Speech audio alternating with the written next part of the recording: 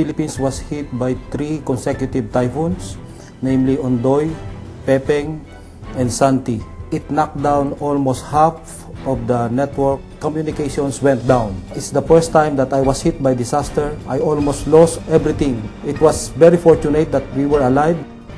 The big challenges that we faced before was bringing the engineers to the site, because see, flood was still there, the dangers are there, and power lines were down, the roads are impassable, and also bringing in the support people was really a challenge. The team mobilized every resources, every logistics, and every manpower that is available, and work hand in hand with the customer to go out there and fix and restore every telecommunication equipment. You'd have seen the devastation here in Manila.